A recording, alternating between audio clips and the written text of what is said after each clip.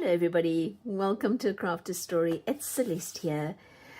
So if you have been along the YouTube video ride with me, you know that I love to experiment, and sometimes it works and sometimes it don't works. This one worked. So I've been trying to figure out how to do batik painting. And I know traditionally you would do it with some wax and inks and paints and whatnot. I don't have any of that. But I knew that some time back I had seen somebody do this with flour, just regular baking flour and water, and it worked. So here is one of my attempts of doing a sort of batik style painting technique on fabric. And I will walk you guys through how I did this. I actually don't even know what the front and back of this one is. I suppose it doesn't matter. It's any side, same side. But it does work. There are a few things that I found out that doesn't work, and I'm going to share that with you. So I'm going to move this aside just for a second. Those are my examples. And what I'm using is I bought some polycotton. I've had this for a while and didn't really know what to do with it. So this polycotton is 65% polyester and 35% cotton. So it will work on something that is a blend. It doesn't just have to be cotton fabric. And I picked up 2 yards. I think it was a long time ago. Anyway, and then what I went ahead, I cut myself a piece, and I just took water. 1 cup of water, 1 cup of all-purpose flour, white flour. I did try it with whole wheat flour as well, and it's okay. It's not bad. It does work. I'm not really. I don't think I will use the whole wheat flour again. It didn't work as well as, and I don't know if it's because it's grainy. I don't know. Anyway, I just know that when I used this sort of pancake cake mix consistency, and 1 cup of flour with 1 cup of water makes a paste. So you want to add a little bit of extra water and get this nice sort of pancake waffle, maybe not waffle, but pancake consistency. Okay, so I then painted it onto my fabric and left it for a few days to dry. It is rock hard. You can see. Okay. So let's do that. Let's just first, I've got this really big piece of fabric which I'm just going to start with you guys, just to kind of show you how I apply this. And I'm going to eventually cover this entire piece because I want it to be a book cover. It's a bit big. I mean, it's a ginormous piece. I think it's like 2 feet by 2 feet. But I'm just going to, where's my mat? There. Pour this quite generously onto my fabric. And I'm going to spread it. And my suggestion to you guys is to put it on thick. So this is not thick enough.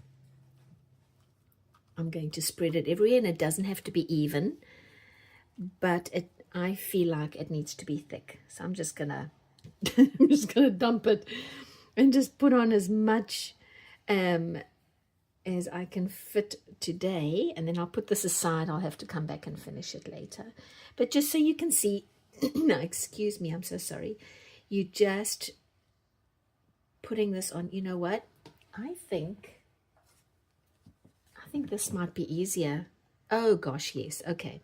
I've just got a sort of used credit card here, and I'm just going to kind of smooth it across, and I suppose this way you get more even distribution. Okay guys, this is it. That's all you're going to do, is you're going to smother your fabric with your flour water mix, and I'm going to then put it one side. It's going to then sit on the fabric and dry. I am getting really, really close to winter here by me in the northern part of the US, and so it's if it was a sunny summer day, I think it would have dried quicker. But here is a piece that's already dried. To get that crackle effect, I'm going to break it, squeeze it, squash it, crease it, whichever applies. Okay, just like that. And now I can, if I don't want to do too much and lose my pieces, but I suppose I can go this way a little bit as well. Okay, and then just while you're, I can do it on this one. Give me a sec. While this is still wet, you can, if you want to, come in and start making, you know, designs. Let's say you want to put in a hashtag, or you don't like it, you kind of erase it and start over. And maybe I want to put in a flower.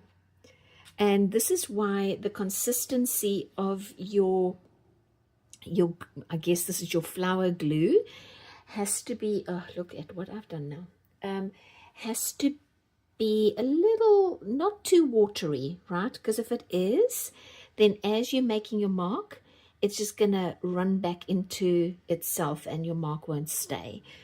So there you go. I'm going to have to just, this is going to have this glue mix on it later anyway, so I might as well just clean my hands off on the side here. Okay, let me put this away again. All right, so now I have this guy. Let's protect my surfaces, and I have squished it and I've broken my flour mix, which is nice and dry. I think I'm going to put, I want to make, I'm going to do black, just because I think it shows up nicely. And you can either take a foam brush. I personally prefer, and I've gone ahead and I've used my brush here. I'm going to have to look for another brush. Okay, I found one. So you just take a brush and you just cover this entire piece with your paint. And then you're going to leave it to dry as well completely. So I'm being a little bit more gentle in places where I think my little pieces are trying to lift, and I don't want them to lift quite yet, because I want my, you know what, I'm just gonna cover it like such.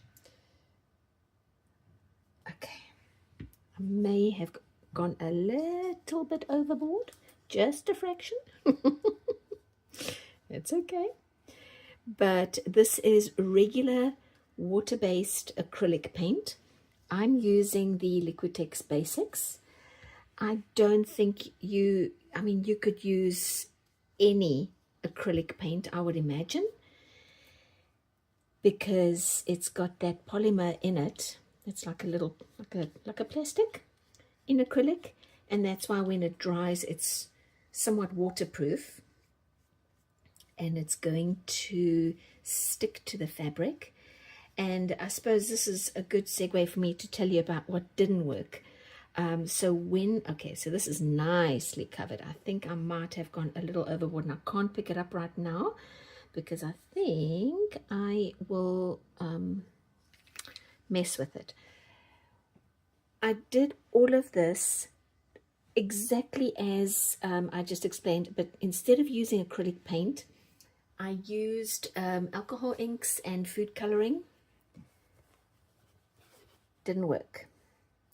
And I don't know if it's because it's too viscous, it's too runny, and it just went right underneath all the pieces of the flower glue, or what it was, but it did not work. There's one piece. This is my other piece. I mean, I can use these still for something, but it didn't give me that beautiful crackle effect that I got with the acrylic paint. Okay, you guys, so that is it. That's all you're going to do. I'm going to leave this to dry.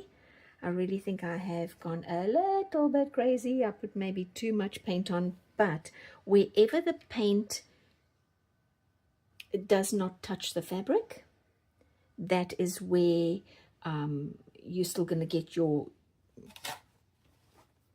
you know, wherever it doesn't touch the fabric, it's still going to be the fabric color, and wherever it went through the cracks, you get your crackle effect.